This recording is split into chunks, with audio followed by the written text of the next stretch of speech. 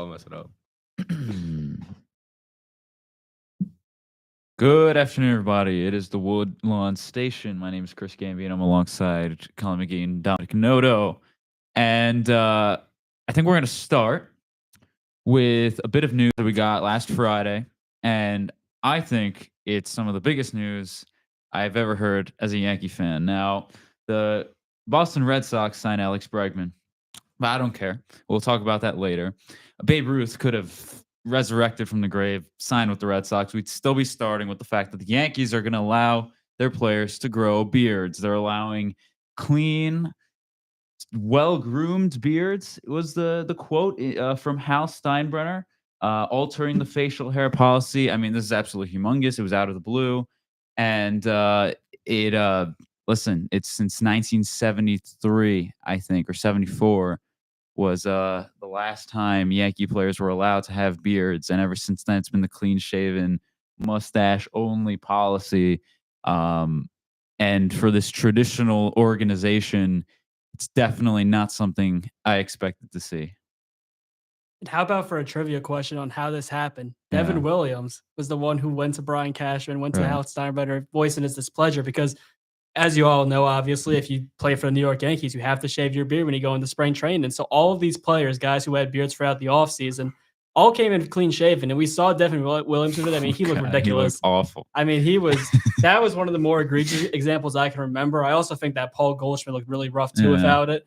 But I mean, the fact that it actually happens crazy. I mean, we talked about this for years, and it's just like, I mean, there's been no alteration to my knowledge of them having long hair length, so that's still not really a factor. So you're still not going to see, the full version of what 2019 Garrett Cole looked like on Houston back when he was dominant.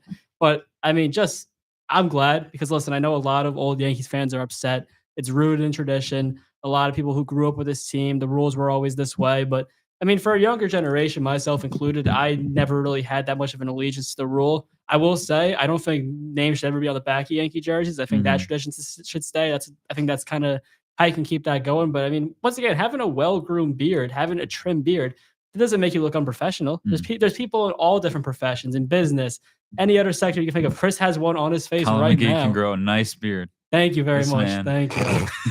You guys can both play for the Yankees now. Maybe not this one, but this guy can grow a nice beard though. Little bro wants to come after me. What are we talking about? Maybe one day. Talking about facial hair. Maybe when I grow up and when you grow up, balls drop, I'll be able to. Yeah.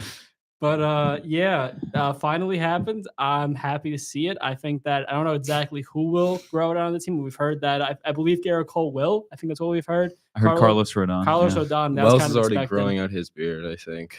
I think Wells will go with the mustache, though. I will say, because he had it was bushy. Like other guys who have had mustaches on the Yankees, it doesn't come in as well as that. So I think that could have worked. But I mean, he looks fine with a beard as well. Aaron Judge already came out and said he's not growing out a beard, but I don't think I've ever seen him with a beard in my life. So I mean, I don't see why he would. There's a picture that goes around, but I don't know if that's. I think that's AI generated. Probably, I don't think that's real. But I mean, Giancarlo Stanton probably grows one out, I'd imagine.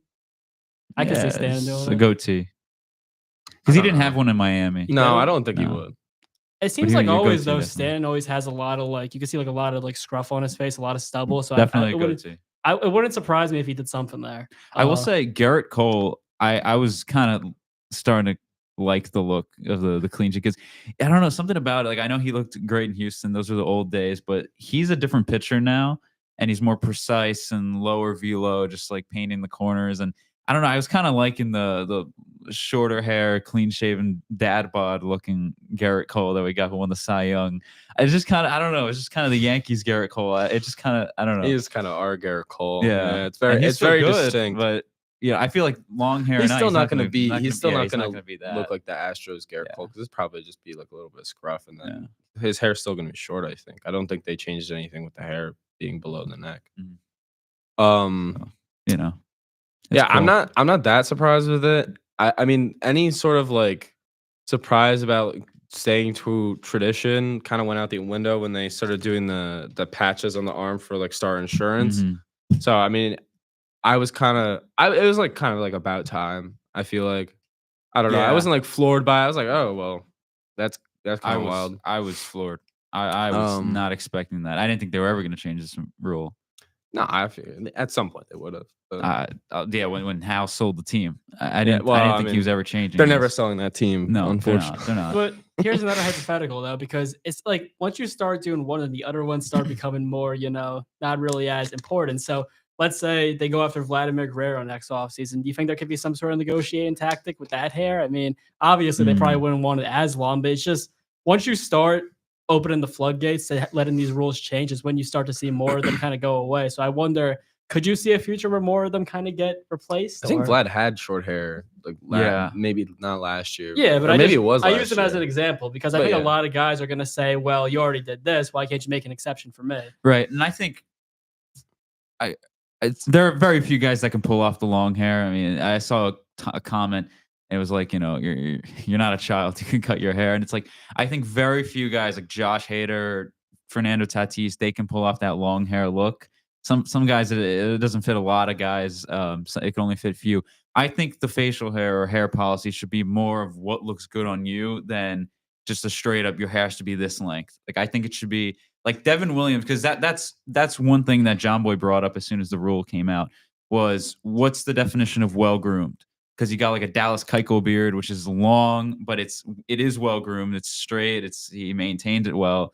Then you got Brandon Marsh, who doesn't do anything. Well, no, I gotta imagine cut his it's hair more at all. like close to the right skin. But like a Devin Williams beard, that's gonna be growing out. But like I His is- think but that should his be is cleaner. It's a little cleaner. bit. It's a little cleaner. It's well groomed. So He I'm looks thinking, sharp. It's not Right, like yeah. and I'm pretty sure that's what they're looking for. Right. And I think Garrett Cole, when he first started out with the Yankees, his hair was actually pretty long. It was down kind of to the collarbone area. And they let him grow it out because it fit him. It looked good. He looked still presentable. So in a case like that, like Vladdy Jr., I would think it's more like this looks good on him. It looks clean. He looks good. He could keep it. It's a sign here long term. I don't think they'll have a problem with that moving forward, if I'm being honest. What'd you guys think about Aaron Judge saying that he doesn't feel like you should be here if you think that shaving your that's beard's absolutely going to true. stop you I from think it's coming here? absolutely right. I think it's I absolutely right. yeah, I felt that was also true. I mean, because Absolutely I right. think two things couldn't be true at the same time. Mhm. That the beer policy was pretty much outdated, but also if you're gonna get stopped by coming here for like you have to shave your beard. Like, are you a child? Like, Right. I mean, The No, beard is more I important. agree than with the- that as well, yeah. but it's also a different dynamic if you get traded like Devin Williams did. Yeah. Because it's not like Devin Williams necessarily signed up to, kind of play for the Yankees. So Yeah. I get that argument to being frustrated, but I mean, yeah.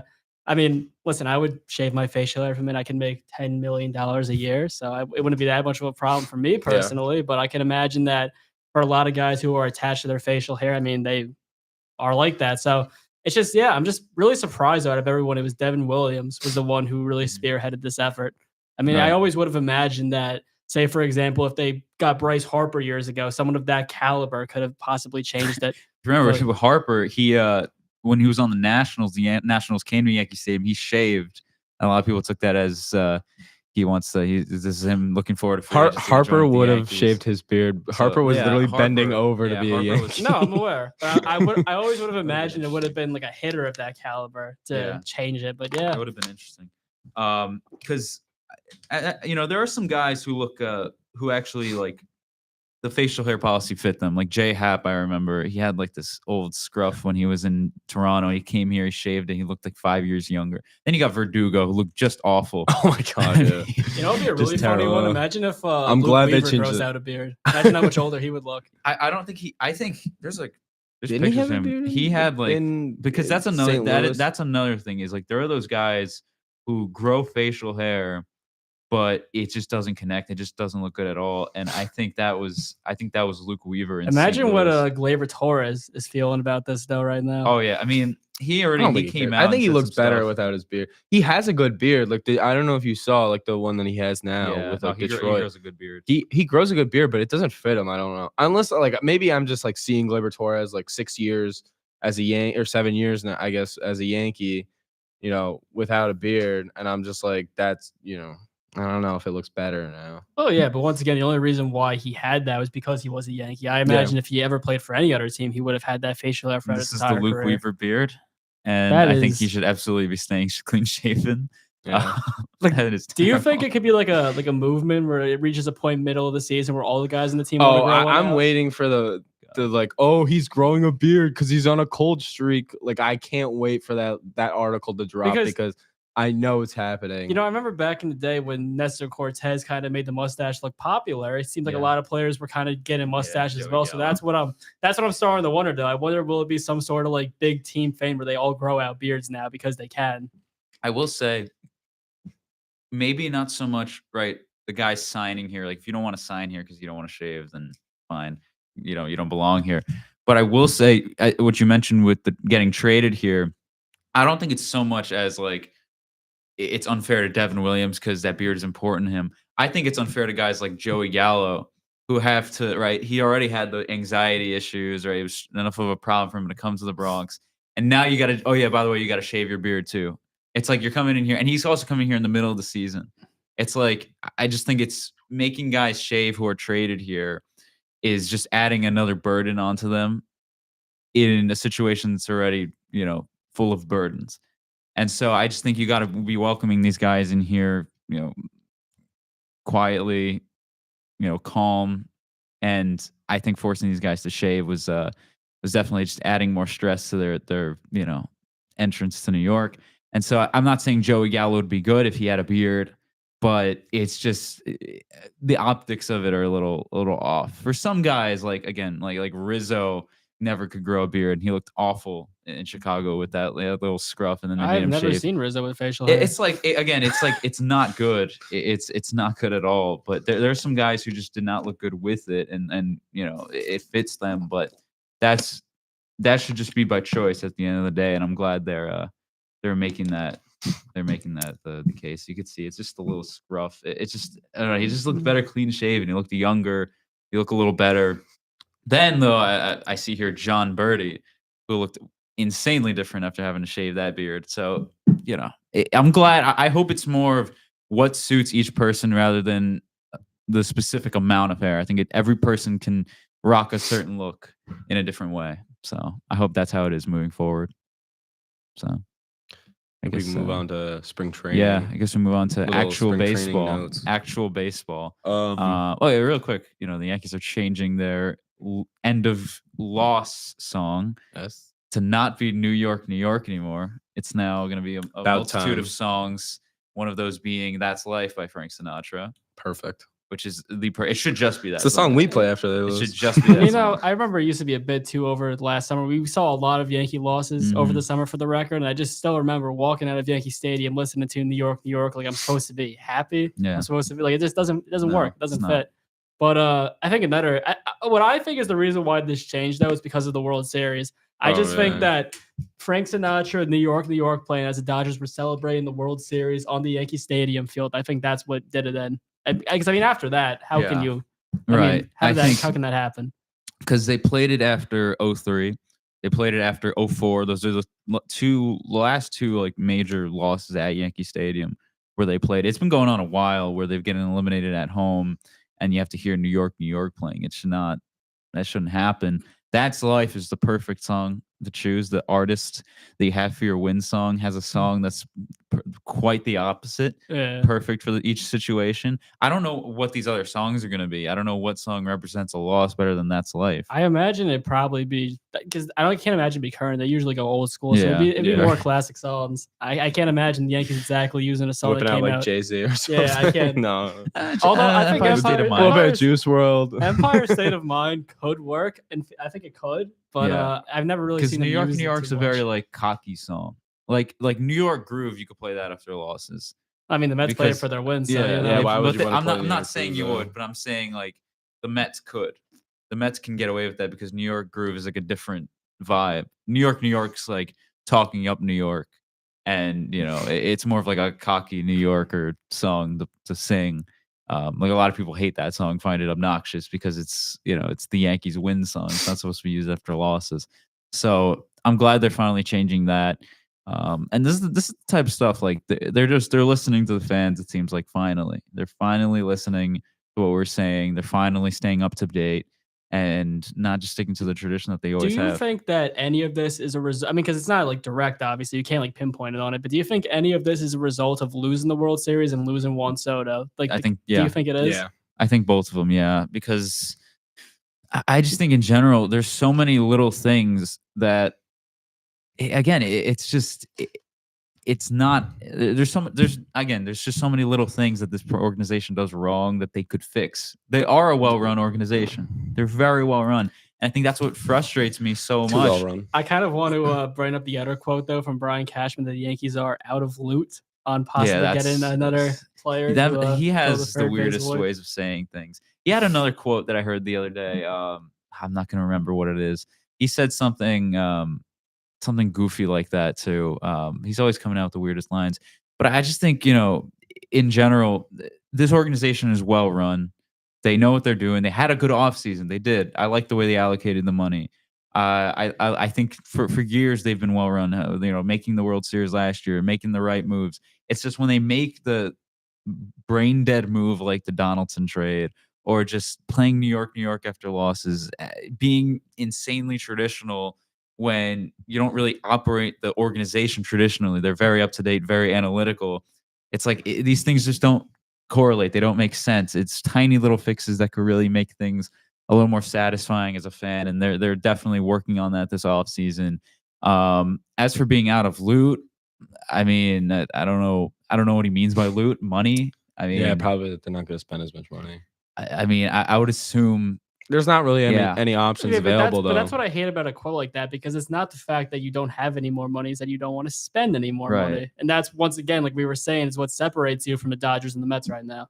exactly. Because I guarantee you, I don't Exactly. think the Dodgers or the Mets, if they had an open hole at third base, I think they would spend money to change it. that's not necessarily fair because the Mets have like an open hole in their entire rotation, and they're not going to fill that with money. I mean, the whole thing about it is like the beer policy and the New York thing a result of them losing the World Series and losing Juan Soto. Absolutely, they got exposed as an organization over the last 6 months. They were basically dragged through the mud by the Dodgers for being too talent over fundamentals, being too basically arrogant. I mean, I don't know how else to put it.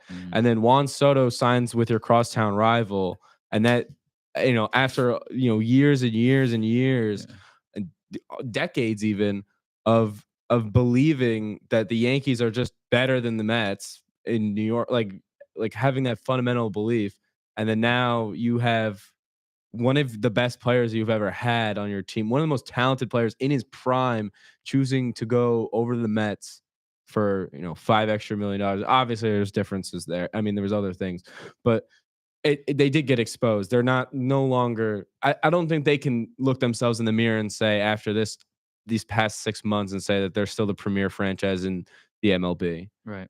It's kind of hard to keep with that. As for the no more loot, yeah, I didn't think they were spending any more money on this offseason. I mean, we need another bat, but I don't think they're going to do anything there. I think you're just going to, whatever options you have here is what's going to end up being rolled out. I think your DH is probably going to be Ben Rice, I think, or you put Goldschmidt at DH or Judge at DH, and you rotate them and put Rice at first. Like, you'll find a way, but and then third base is going to be either Peraza or Waldo or DJ LeMahieu, unfortunately. But still, I just think there's so much better ways to address that, because even if you don't believe it, a lot of general managers will tell you like, oh, we want to see, what Peraza could do at third, what Cabrera could do. But instead he's just like, yeah, maybe we could do it, but we're just not going to spend the money. I think that's just like, I don't know, just the way that comes across for a general manager. I don't like that. I don't like it either. I don't. Because it's basically admitting like, yeah, I know there's a problem there, but we're just not going to do anything about it. Right. And I think a lot of I still don't understand where they stood with Arenado, because the reports were just so conflicting, contradicting. I It's don't not know. the first time they did that though. It's not, but I'm trying to think, because they're still trying. I think they're still trying to trade Stroman. I don't think they're going to. No, absolutely. They are. I don't think that they're going to make a move unless Stroman's off the roster. And right. It Now, doesn't look like anyone's jumping up to take his money. So now out of loot, right? Again, it's maybe the Mets, maybe. Who yeah. knows? And I don't know. I'm Brett just trying to Beatty think of what for else they Marcus could do. Stroman. How's that for a jab to Juan Soto, by the way? Yeah, now we could grow beards. If you would have stayed now, you could have grown a beard. I don't. Nah, Juan he can't never even had a grow- can't even Yeah. grow a beard. That's funny. I have one other thing to add. Today, Aaron Boone was on foul territory, and he was talking about the lineup, and he basically just suggested that Jazz Chisholm will be the leadoff hitter this year. Yeah, It seems it's going to be top three is going to be Jazz, Judge, and Bellinger. I like that. I like him at leadoff. I think he's a very explosive, very speedy hitter. Goldschmidt 4. You think? I don't like Goldschmidt at 4. Well, I mean, who are you gonna put Yeah. it for? I would rather. No This is another Stanton. This is something about this team. I right? liked Wells at 4 last year when he was heading, but you just don't know what you're going to get out of Wells. So I think Wells 5 is good. because Dominguez? ideally Stanton Where do you would be put perfect for Dominguez? 4. Dominguez has to Switch go lower to Lower, start yeah. off. I'd say 9. That's what they are gonna do. I'm just. I'd say 9. You would No, put- he's not gonna go 9. I feel like Volpe. No? would go No, 9. no. You think Volpe 9? Dominguez is either gonna be 7 or 8, and Volpe will be guess either Volpe 8 or 9, 9 depending on who Because wins then the third Volpe is base like a job. second leadoff hitter if you start off with Volpe in an inning. Because now Yeah. Volpe gets on the first, now you got 3 power hitters following him. Because I'm thinking, because I So would that's say good. that Dominguez goes 7, then you put the third baseman at 8, then Volpe at 9. So you could have speed for Jazz, for Judge. Yeah, I think 8's good for whoever third base because it's DJ LeMahieu or Oswaldo. I like Volpe 9. Yeah, Kind and of then that 4, 5, 6 6. range Yeah. that you got to figure out. Then you figure who's going to DH if Stanton's out for a while. Dominic I think it's Smith. gonna be Rice Dominic Smith. or Dominic Smith. Unfortunately, Now here's the thing with this team. Dominic Smith would be the worst hitter in the lineup, and you'd be wasting the DH on him. Yeah. Here's the He's thing. a first baseman only who doesn't hit, which is like that's the worst thing you can have. Like Right. if he can't hit, why is he on the like? He's not even rosterable. He is not a rosterable player at the major league level anymore. And they're going to roll him out because he's going to do good in spring training because he's going to beat up on all these like babies who are, Right. quadruple A and triple A pitchers. And then they're going to be like, oh, look at how good Dominic Smith is doing. And then he's going to be Jay Bruce in the first month of the season. And then he's going to maybe get DFA'd, maybe. Or we're going to have to suffer through Dominic Smith Actually, for a month I and a could half. see Dom Smith having more of a Franchi Cordero type run. I could see him could. having a good week or two, and then he's going to go back to bat in 150. I could see Because- it. Well, happening yeah, I like mean, that. but that's like, that's nothing. But that's how all of these guys are. That's just what's going to happen. He's gonna be hidden for a week or two, and then Aaron Boone's going to be talking about like, oh, Dom Smith's got really good stuff, and they're going to bat him in the order for another month when it's not working. Then finally, the trade deadline will address that. Problem So- with this team is, right, of course, we know they don't have Juan Soto anymore. So it's just, I feel like a lot of these guys, the Bellingers, Goldschmidts, have so much pressure placed on them. So here we are talking about Goldschmidt batting cleanup. He's probably going to end up playing every day with Stanton being But hurt. this is There's exactly no protection. why- Goldschmidt is absolutely I- batting cleanup. And that's exactly this why I lineup. hated the Goldschmidt move. But there was That's no why first I did. baseman move that, like, there would have been Goldschmidt's this a much, righty. So there would've it's been this lefty, much righty, pressure. lefty, righty. there would have Makes been so this much sense. pressure on Nathaniel Lowe. There would have been this much Yeah, pressure but on. still, I'd rather put the any pressure on a guy. younger guy than a guy who is 38 years old and It's like- declining. It's a okay, declining player. Again, he's I listen. how old is Nate Lowe?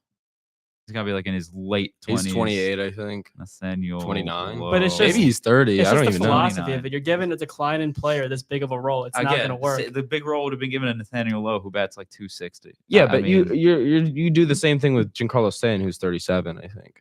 yeah, I mean, and or 30. Stan's got a lot of pressure on 36. him.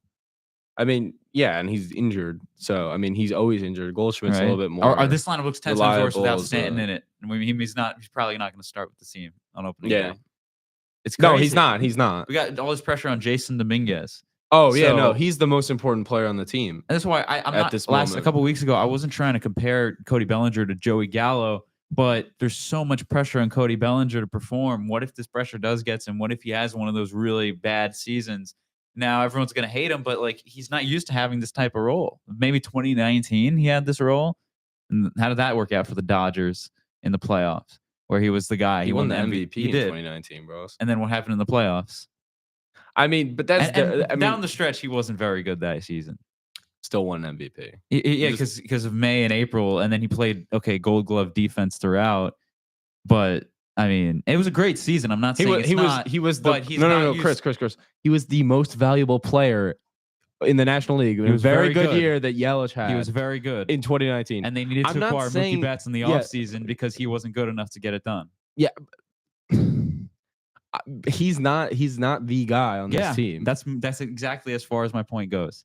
I'm not saying he's a bad baseball player. but he lengthens your lineup yeah, more than you have. no, he does. I'm not saying he doesn't. I'm just saying I'm interested to see how this lineup's going to mesh together Yeah. because it's a lot of guys who I'm I mean, in a I'm just saying very well we could be in April and Bellinger could be struggling. And I'm in a spot with this kicking team him out of New York. where this team could be either pretty good, really good, or really bad. And Yeah, I don't like that's how exactly that what I'm feels. saying. Last year, I knew it was going to be good with Soto and Judge. Right. Like there's no way you could Mhm. mess that up. There's a lot of variables at play here. Yeah. Especially Goldschmidt, Bellinger, Volpe having a good year, Dominguez. Who else? I mean, like there's so many like wild cards on this team. It's crazy. I would say it's one of the bigger boomer bust lineups that they've had in a long time because Yeah. it's just you see because if it goes out well, you could have your young hitters, you could have Volpe, you could have Wells, you could have Dominguez ascending to that next level, or you could have them not being as good of a prospects as you thought they were. You could have Paul Goldschmidt keeping up that form that he had at least the past couple of years. I'm not saying the client just still stays the same player, or he could be the next Josh Donaldson. We were talking about Cody Bellinger. You could get MVP Cody Bellinger, or you can get the Cody Bellinger that almost was bouncing around the league. Yeah. It's like there's so much of that on this team. So that's why it really does come down to you never know. You just don't know. But I am intrigued by them. I am. Yeah. So that's good. They're keeping us in the loop. I'm definitely looking forward to the opening pitching day. overall got a lot stronger than it was last year. So I'm excited about that. And then also feel like there's a couple names popping up in spring training already. Will Warren is one of them. I know he's had good spring trainings before, but it seems like he has more of a complete arsenal. He also is getting a lot of Mike King comps, which really gets me excited. Now, is he a starter on this team? I don't see the spot for him. But, I mean, if someone gets injured, probably that's who you're going to see, unless Marcus Stroman's still on the team, of course. Who else is there to talk about? Alex Bregman. Yeah, Alex Bregman Switching to the Red teams. Sox. I don't know if that really that moves me that much. Obviously, I think he's going to destroy us because obviously, why wouldn't I he? disagree, yeah. But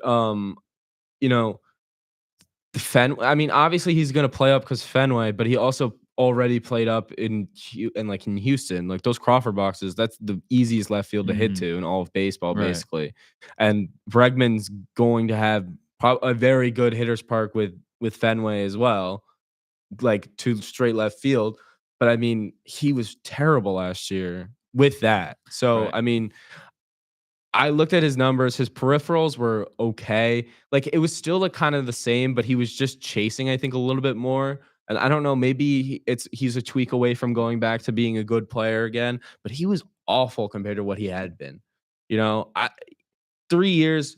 What is it? 3 years, 120 million, and some of that's even deferred. So I mean, obviously, it's not that big a deal. Like it's not that bad of a contract. It's really like it's probably more like that Bellinger contract that he got after that one prove it year with the Cubs, and then kind of like Correa's deal, but like probably more like Correa's deal. But it's still like it's not that. It's not like Boston will be okay with this. This is fine. This is a fine contract for them to give out. It's not a bad move by any means. No. I'm just not that personally scared of Alex Bregman. Yeah, I mean, it kind of creates a weird situation with Rafael Devers. I'm not sure what happens there because I mean, it's a situation where you figure Devers has been the face of that organization for the past. Bregman's few going to years. second. Bregman's going to second. That's what they're saying because I remember that was a big. That's what the streets are saying. But Devers sounds like such a baby, by the way. Can we talk about that? No, he is true. such a baby, like little boy, like cry. It looked like he was about to start crying, talking about how I play third. I play third. Okay, Gleyber Torres, you sound like a baby. You're the face of the franchise. Yeah. You have a mega extension. Why do you need to play third? Isn't this kind of what people said? You suck at third. Obviously, he was a better fielder, but this is kind of what people thought about Jeter and A-Rod back in the day. And A-Rod was willing to move to third. So everyone criticizes A-Rod, but he was the one who was willing to move to third. Yeah, but they were always going to leave Jeter at short. Right. They were never going to put A-Rod at short and put Jeter at third. He knew this when he was getting traded to the Yankees. He still accepted a trade because he wanted to play third for the Yankees. He wanted to get out of Texas and win games. But he was going to do that in Boston. He was going to play. He would have played shortstop in Boston. Well, he was going to play shortstop. They were going to kick Nomar out. They were going to trade him. Nomar was going to be but Derek Jeter was a way bigger star than Nomar. No, I absolutely, and that's why Nomar was getting kicked out of Boston So A-Rod can enter at short. Yeah. And when A-Rod got traded, It's to a the very Yankees, he was moving interesting to third trade, for a shortstop. butterfly effect there. That was a Yeah. very interesting trade that never happened. A-Rod to Boston. Yeah, it was for Manny Ramirez and Yeah. someone else. I think Derek Lowe Maglio Ordonez, I think, was also in the deal at some point. to go to Boston. I think. I don't know. Like it was like I think they had it as like Yeah. a 3-team deal too. But those two something guys, wacky. and those two guys end up eliminating the Yankees. Or Derek Lowe Yeah. pitched Game 7, Yeah. and then I feel like Manny's not really a story of that team. Man, It's like 0-4 against the Yankees. And he won the World Series MVP, I think, but he didn't do anything. I mean, against the Yankees in the I mean, it's ALCS. still important that he was on the on team. the team, yeah. But So I mean, Yankees almost traded Robinson Cano in the deal that they gave up. yeah, and it was for- instead it was Soriano. No. It was Soriano, and then instead of Cano, it was Joaquin Arias. Mm. It was like a player to be named later, and then Soriano was very good too. I mean, we forget. I mean, those Yankees teams were stacked though. Like you think like Soriano was probably like not even like a top like 5 player on that team. Yeah. Which I mean, he was a really good player too. I mean, he was really good with Texas. Yeah. Here's my stance on Bregman. There have been 2 moves before this one that the Red Sox have made in my time paying attention to baseball that have frightened me as a fan. The first was JD Martinez back in 2018 because that lineup was great in 2017, and all they needed was that one power hitter. They got it in JD. That move worked beautifully for them. They got 5 incredible seasons out of JD Martinez. He's arguably one of the greatest Red Sox of all time, just for 5 seasons. See what he contributed in 2018, especially almost winning the MVP as a DH. I don't know if I would say he's one of the greatest. I mean, you think of the list again. The fact that he helped them win a championship. Ted Williams, David Ortiz, Dustin Pedroia. There are plenty of great ones. Manny Ramirez. But he's a name up there with those guys. I don't know if he's a number retirement guy, but he's definitely a Hall of Fame Red Sox, or not Hall of Fame. He's baseball, like more like Red Sox Hall of Fame type of guy. He's like Paul O'Neill. Park. Yeah, he's like Paul O'Neill, and we love him. We love him, and somehow he's in Monument Park. He does not deserve a retired number, but that's a different story. No, but then you got like a Tino Martinez who's got like a plaque in a Monument Park, not his number retired. I think that's how JD is going to go down. I think JD is a better baseball player than most of the guys on the 04 team. Those guys were it was a group together. All right, make your point about Alex Bregman. We're getting sidetracked again. Martinez works beautifully. The second one was Trevor Story. That one's looked awful so far. No, Chris Sale scared the hell out of me. That was right before I got into baseball. And then he won the Cy Young, and then they won a World Series. That was right before I got into baseball. He didn't win a Cy Young in Boston. Yes, he did. No, he didn't. Did he not? He did not. I thought he did. No, he did not. His first Cy Young. Are we sure about this? I'm absolutely sure. VAR check, because I could almost swore that he was a Cy Young. He was not a Cy Young Award winner. He was insane with them. In fact, I'm gonna continue with my point because I'm so confident he's not a Cy Young winner. Trevor Story did not work out well so far. And he's one who's coming off a really bad year. JD Martinez was coming off a fantastic year in Arizona with Detroit and Arizona. Bregman's coming off a not so good year in Houston. How's this one going to work out? Now, luckily for Boston, Trevor Story's a 6-year contract. Bregman's a 3-year contract. If Bregman really doesn't work out, they can get out of this one very, very quickly. But I'm really, for the first time in a while, I'm scared of the Boston Red Sox. With the amount of young top prospects they have the number 1 prospect in all of baseball, Roman Anthony. They got Garrett Crochet, and it cost them frightening, nothing. Yeah. It costed a lot, but to them it was nothing because they had no desire to use Kyle Teal or the other prospect they gave up in that trade. So that improves them a lot. Braden Montgomery. Yeah. Doesn't hurt them at all. There's nothing to them because they're good. They're good. They have their third baseman. I'm assuming Trevor Story is going to play short. They have Bregman now at second, which I'm interested to see how that's going to work defensively. They have damn, he didn't. You're right. You were right. Because the injuries got to him. He almost won it in 2018. The injuries got no. To him. He 2017 was closer. He was second. Corey Kluber got first. I forget how good Kluber was. Yeah, Kluber because he won multiple, didn't he? Yeah. 2014 and 2018. Crazy. Sorry. No, you're good. 1,000 apologies, Chris. Don't want to upset the diva, you know. All right, continue. Bregman. This could either turn the Red Sox into division winners, or it could keep them right at the middle of the American League at a 500 team. I think this could really do one of two things. They're either going to be the same team they were last year, or they're going to be one of the top two teams. There's a good chance we could be talking about them in first place in the American League East in a couple of months. Yeah, I wouldn't be shocked, but there's a lot that has to go right. Probably more than what has to go right with us. You think? need their stars to be healthy. So I mean, also someone has to come up. One of those three guys that you named earlier, Roman Anthony, Christian Campbell, and then Marcelo Meyer has to come up and be good. I don't know where their spot is, especially with how their infield is constructed now. Probably you put like Campbell in the outfield. Maybe that's who you see. I don't, there's. I mean, Anthony's so good, but that's like an infielder. Like he's not. I don't. Maybe you put him in right. Like I don't know. Their outfield is who's in their outfield? Rafaela, and then Who's got center field? Wiley Abreu and Masataka Jaren Yoshida, Jaren Durant. That's So good I mean, outfield. Abreu, I Yoshida's know they probably wanted to trade. Yoshida's probably more of a bench player. I think the best thing they did this offseason, getting Garrett Crochet and not getting rid of any of those three guys. I mean, that was a really good move. I like what they did. Walker Buehler was good. That's a great move as well, yeah. Bregman was kind of a bat, and they needed an experienced bat. So if you look at this as a pure baseball move, it's a really good move. It is. I don't blame them. I just personally am not a Bregman fan. I thought he was going to get like a disaster of a contract. I thought they were going to get Teoscar Hernandez, which I thought would have been a mistake too. I think it's better that they didn't. I think this is more of a message to the fans. It works perfect. It fits the team perfectly. I think he's going to be good in Boston. But I think it's more of a message to the fans that we're still here.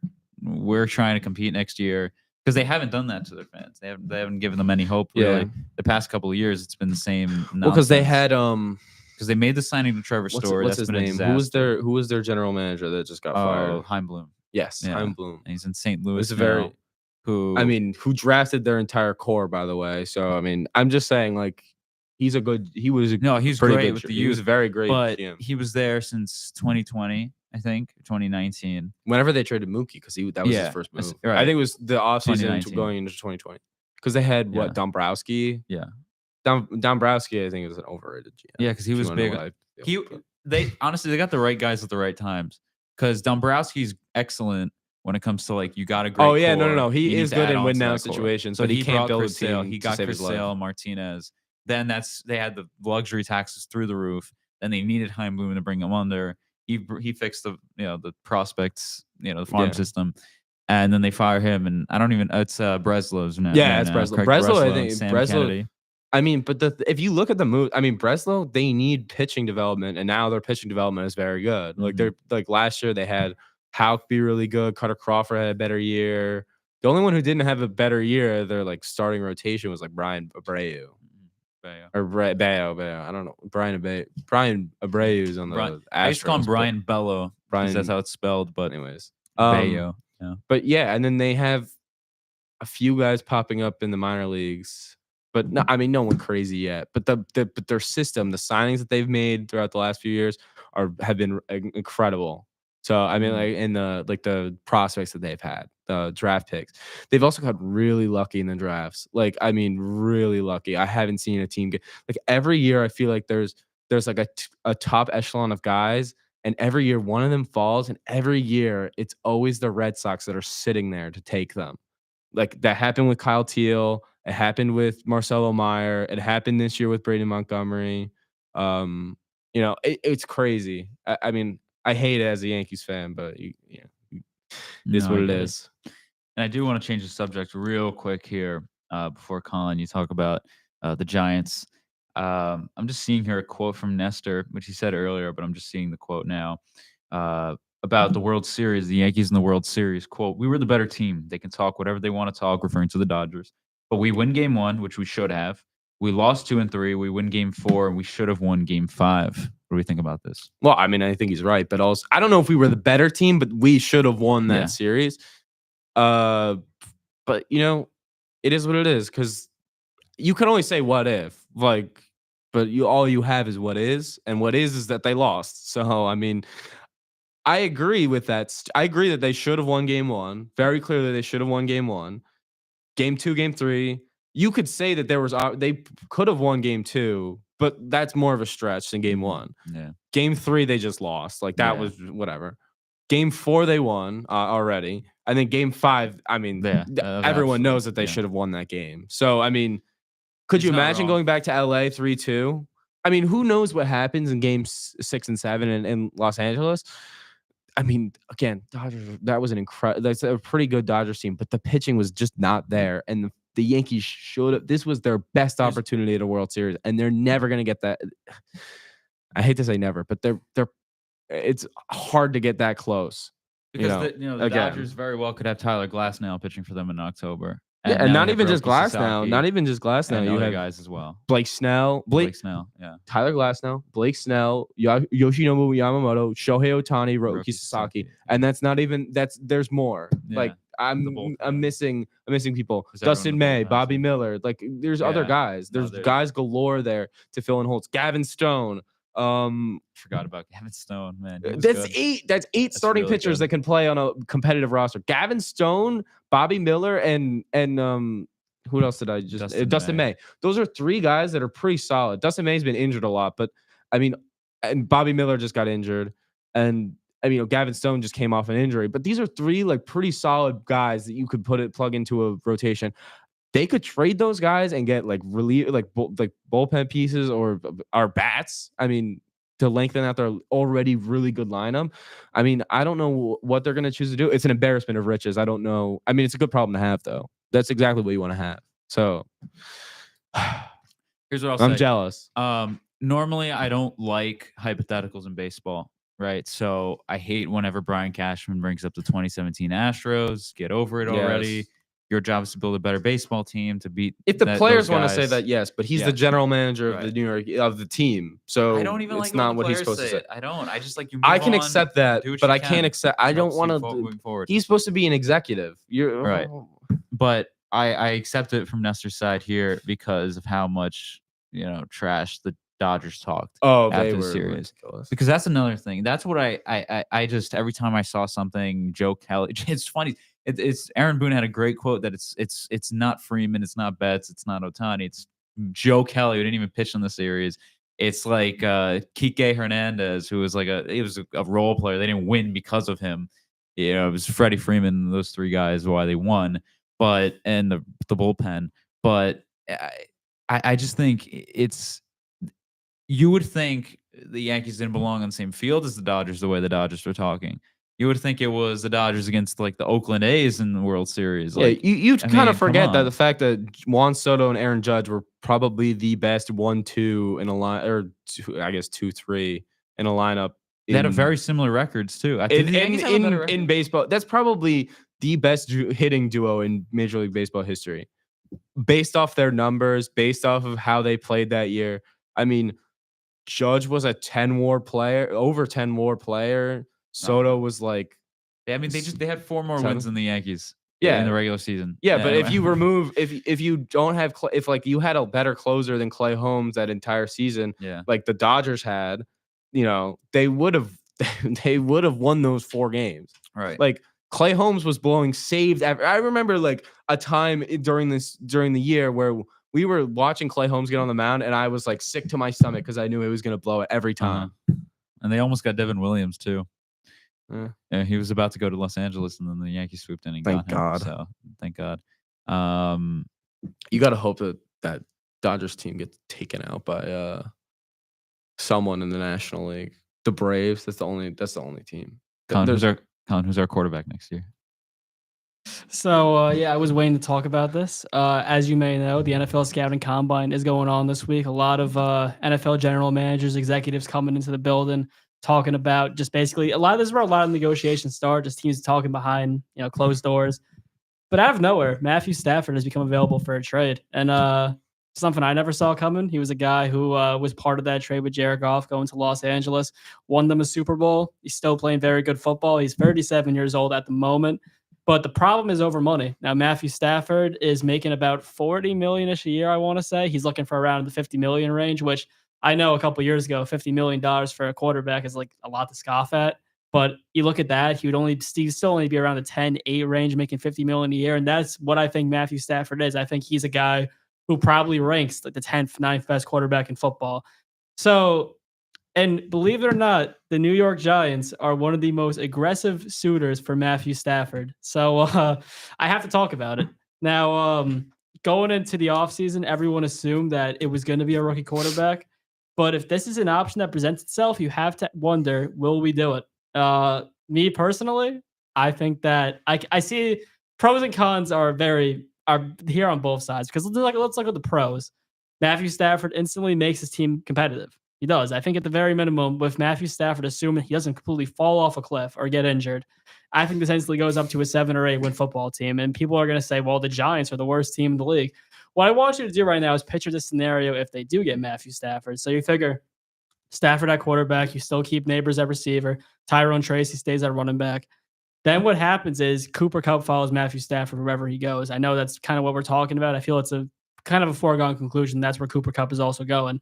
And then if you draft Travis Hunter with the 3rd overall pick in the draft, you're looking at a wide receiver room of Neighbors, Kupp, and Hunter.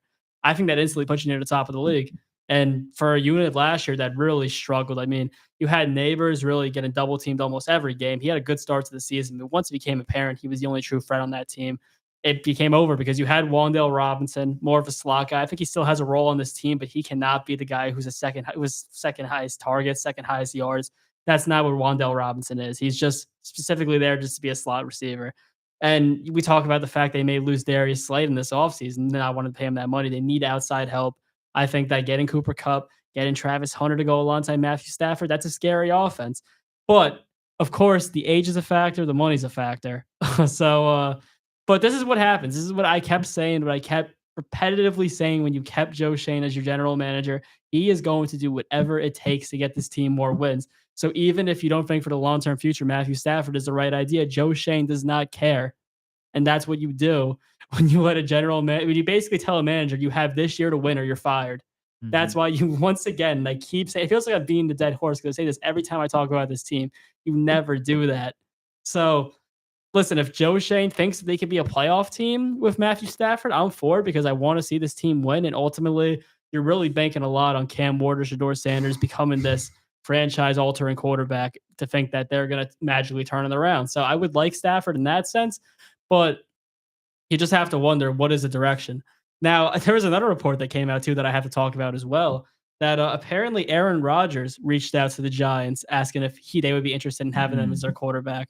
And that also, I think, is a more realistic option if you don't want to pay Stafford the money, because what I think Aaron Rodgers' role is he's the guy that you put in and make the rookie quarterback sit behind. At this point in his career, because that's what the problem was, Aaron Rodgers, many people thought that he would have been a big player for maybe the Rams if they trade Stafford, or maybe Aaron Rodgers is a big target for the Steelers. Those teams aren't calling Aaron Rodgers right now. So you have to imagine that he's just trying to get on any team he possibly can. He still wants to play. I admire him for doing that. I mean, he's 41 years old. I still think that he ended off last year pretty well. The final stat line doesn't look as good, but last couple of games, I mean, he really was putting up good stat lines with the Jets. Granted, those are kind of wins that they're obviously out of the playoff picture, but I still think he has a place in this league. So if you draft Aaron Rodgers, start him for a month or two, then bring in a Shedeur Sanders or Cam Ward, I like that quarterback room a lot more. I like it a lot more than just throwing in Jacoby Brissett and expecting that the guy has to sit behind Jacoby Brissett just because he's a veteran. I think having that 4-time MVP in the building, there's obviously character concerns, but it's still just a guy of that caliber, having them be that mentor for the quarterback, I'm for. But going back to Stafford real quick, because this is what it's going to come down to. It's between the Giants and the Raiders. Now, we've heard that Tom Brady is aggressively pursuing Matthew Stafford because, as you know, he has that role now in the Raiders ownership group. They have Pete Carroll. I think Stafford might make that move if it really just is about staying close to his family, being, in that area. But still, I would not want to play in the AFC West. I don't want to play in that division. You consider that while Stafford and Pete Carroll is a very good head coach and quarterback combination, you're also in the same division as Andy Reid and Patrick Mahomes, Justin Herbert and Jim Harbaugh, and Sean Payton and Bo Nix. Like, I think you can be a third-place team in that division, but expecting that you're going to win that division or even come in second place, that is a tall ask. So I think that your ceiling, even for the Raiders, is possibly a 7 seed, which, I mean, it's kind of the same situation for the Giants because you're saying, like, well, what's the long-term plan? But both the Giants and the Raiders are two teams who at this point are not well-run organizations. They're both two teams who are just looking to get back to relevancy. So if the main primary goal is just getting the Giants back to relevancy, you go for Matthew Stafford. If you have belief in the system, belief in the process, belief that you think that Brian Dable can develop this young quarterback, because keep in mind, that's what Brian Dable was brought here to do. He was the quarterback whisperer. He was the guy who turned Josh Allen into one of the most premier, prolific quarterbacks in the league. If you still believe Brian Dable is that guy and you believe that you have the infrastructure in place to build a winner, you draft a quarterback. If not, it's Matthew Stafford. Chris Gambino, what should they do? Yeah, no. I remember when you first mentioned the Stafford idea to me. It was like I'm trying to think. I just was not appealed by it whatsoever at first. Just because I want a young guy, I want a new young player who's not Daniel Jones. I want a fresh new name to prove himself in New York and possibly be a career giant. But over the past couple of weeks, it's kind of the idea of it's kind of grown on me, right? Because Stafford is a great quarterback. He's still in a great point in his career where he can still win. He could still, throw it up there with anyone really. He would be coming into a bad situation, not a great situation, but he's again him and Brian Dable, a couple of the young wide receiver options the Giants have, right? The possibility of Cooper Kupp also happening, maybe in a trade as well, coming along with Stafford. That's very appealing. It does one thing. Well, it does a couple of things, right? I guess of course it gets the Giants a good quarterback for at least a couple of years, at least one. But it also does one thing that I really wanted them to. It does a thing that I thought mostly would have happened if they drafted Shedeur Sanders, and that's get the Giants back in the media, get the media back on their side, kind of make them the talk of the town again, make them a talking point on some of these big talk shows all over TV and all over Twitter and everything, is to get the Giants back. And that's what it would do. It would make them interesting. Like when the Jets acquired Aaron Rodgers, right? Immediately they're expected to win the Super Bowl or possibly, get there, get to the playoffs, be a top team in the AFC, right? I don't know if the Giants would be favorites to win the division, but to possibly get in as a wild card, possibly, be a threat. You don't know, but you don't know what could happen, but you give yourself the opportunity to compete if you make a trade for a guy like Matthew Stafford. So for that reason, I just want to see competitive football on this team. And if Matthew Stafford can help us do that, and Matthew Stafford and Cooper Kupp, then I'll sign up for it. And I want to talk about the Aaron Rodgers comparison because that's what people in the media are saying, that they're scared. At least New York talk show hosts are saying this is going to be Aaron Rodgers all over again. First of all, when the Jets traded for Aaron Rodgers, he was 39 years old going on to 40. So clearly a big difference in age gap because 37 years old and 40 years old is night and day for a quarterback. We see guys playing into their late 30s and still being effective. Of course, Matthew Stafford is not the same caliber of quarterback as Aaron Rodgers. I don't think Matthew Stafford's a Hall of Famer, but he's a Hall of very good quarterback. I think that's what he is. Mm-hmm. But what I will say about the age of 37 specifically, Aaron Rodgers won an MVP at the age of 37. So once again, the idea that you can still be effective at that age. I mean, if granted, not everyone's Tom Brady, but we've seen a lot of guys, especially a pocket passer like Stafford, still have success. However, if you do get Stafford, you have to make sure the offensive line is solid because Stafford only scrambled a grand total of 4 times last season. So you can't expect to have Matthew Stafford running for his life because he's not going to do it. He's going to take the sack. He's going to get down on the ground. So that's where it comes into a factor of how much do you really trust Jermaine Illuminor playing right tackle? I like Illuminor, but it comes into factors. You have to get more pieces. We have to see what they do at right guard if they bring back Greg Van Roten.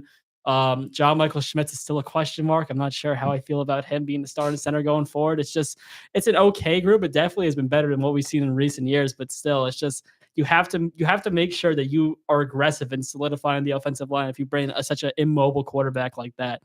If he stays upright, you get the weapons in place, I think it could be a good offense. Of course, the defense, the secondary, still a big question mark as well. We have to see how that gets sorted out. But what I will say is that I see an avenue for the Giants to make the playoffs next year if they get Matthew Stafford. And I can't say that about Shedeur Sanders or Cam Ward unless they are truly that transcendent talent. So if Brian Dable and Joe Schoen are just specifically focused on saving their jobs, they trade for Matthew Stafford. Wow, mic drop. No, I agree with them getting Matthew Stafford. I think it allows you to make a better decision in the draft, probably taking Travis Hunter instead of trying to rush and take a quarterback that probably isn't really worth a top 3 pick. Even though this draft class is pretty thin as it is, you could take a quarterback later if you want to do a Jackson Dart, or even later take a shot on a quarterback, and have them develop behind Stafford, you could do that. But I think it makes it does. I feel like it doesn't sacrifice the long term future of the team as much as I feel like you think it does, or you might think it does, because it allows you're not committing to a quarterback. Because if if Dable and Shane draft a quarterback this season and it doesn't work out, they're out. But he's still going to be there. They're not going to trade away the young quarterback. They're still going to try to develop him, and that turnover for a young quarterback, like we've talked about, isn't really good. So I think it's a lot better to have, if Matthew Stafford doesn't work out, then, Shane and Dable are gone, and Stafford will eventually be so old. You're going to have some tough tough years, but then you get your young quarterback with a new head coach and general manager duo. I like what you were saying there, because it kind of reminds me of just something I was thinking about the situation in general before, is that by getting Matthew Stafford, because I don't know if many of you don't remember this, back when the Giants won that game against the Colts, Brian Dable kind of took a shot at kind of management. He was saying that this is what happens when the team gets a good quarterback. This is what this offense is capable of. So if Brian Dable wants to make the case to John Mara as to why he should keep his job, he's going to try to get the best quarterback play he can get, and that's going to be from Matthew Stafford. So basically, what this does is because you don't have to worry about drafting a quarterback. What you were saying, Dom, that idea of the quarterback, them getting fired, the quarterback still staying, that's a disaster, because then what you do is you ask an entire new regime, an entire new general manager. You're basically forcing them to stick with whatever kid you draft. And if they don't like them, that's a disaster. Whereas that's how we got Daniel Jones. Exactly. That's why Daniel Jones stayed around for so long, because they try to find regimes who were fans of Daniel Jones, but you can't do. You put the regime over the player. At least in my opinion, that's how you build a winning football team. But in terms of Matthew Stafford, what that does is it gives Joe Shane and Brian Dable their last shot to show this is what happens when you give us the best possible quarterback we can. So there couldn't be any more of a defining kind of test than by having a Super Bowl winning quarterback be behind center and to see if you can get wins. Because what's going to happen if you draft Shador or Cam and they have a bad start to the season? Dable's going to be like, oh, it's a learning curve. You have to give me another year of him so I can see how I do there. There couldn't be more of a definitive answer than by having Matthew Stafford at quarterback and you still sucking. That there couldn't be any more clarity you get on that. So that's why, in another way, I am a fan of that, because what I really don't want to see is I don't want to see that scenario you brought up where they're having new general manager searches and they're basically forcing all the candidates to be fans of Shador Sanders or Cam Ward when they're not. So in that way, I do like the Matthew Stafford trade, because it finally gives the team clarity. It gives them a direction. It gives Brian Dable and Joe Shane a chance to prove themselves, but it also gives you a way out if it doesn't work out. Clip it, put it on the portfolio. The rant of Colin McGee. There you go. Oh my god! All right, what do we want to talk about now? I guess we have like, 5 minutes. 5 minutes. 5 minutes. Yeah. We could. I gotta hit legs now. Oh god! Yeah, I hit legs yesterday. How did that go? Chris, we could talk about women. Women?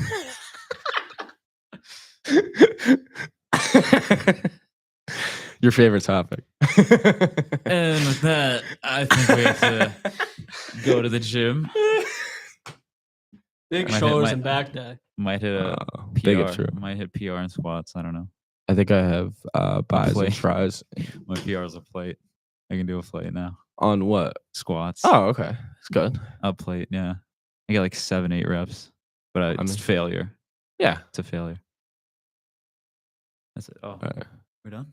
No. He's at 2 minutes. 2 minutes. Oh. So if you want to talk about your leg day for 2 minutes, go ahead. Chris, talk. What do you got on deck for leg day? I think leg day. Break down every single exercise. Break it down. 4 sets squats. It depends whether I'm feeling Smith machine or just regular barbell. 4 sets of squats. I can do a plate now. Maybe 8. Wow. 8 reps, right? Maybe 8 reps. Yeah, we have a bodybuilder in our presence. A little diva. Go upstairs, leg extensions, 110. I'm so proud of my son. And the best little brother we could ever ask for. Yeah. What else? Leg press upstairs. Wow. 4 sets. 8 reps. Yeah. And then that's it. And then the pain afterward of walking. So it's a bad day to be the Heinz Athletic Center, I'll tell you that much. It's a bad day. Look out, world! Chris Gambino's coming. A bad day to be a leg extension machine. Oh wow. Yeah. Well, I think we're good. Do you wanna send it off? Well, with that, this has been Woodlawn Station with Don McNoe, Colin McGee, and little brother. Thank you so much for watching. It's Chris Gambino. Thank you so much for. He's gonna like stab me in my sleep. If I'm not. He's already giving you that look. Yeah, but he was giving me side eye. No. So I did need to clarify that. But thank you so much for watching. We will be back next week with another episode. Maybe not. Yeah. Unless Chris Depends. decides that he doesn't want to come. Yeah. Yeah. Doesn't want to show up. Yeah. Because you put on There's your a long makeup track today. record of that. Yeah. Yeah. All right. All right. I think we're done here. Yeah, I think we're good. Sorry, Chris. We had to No, bully you're you a little good. bit. You're good. You're good. I appreciate it. Yeah.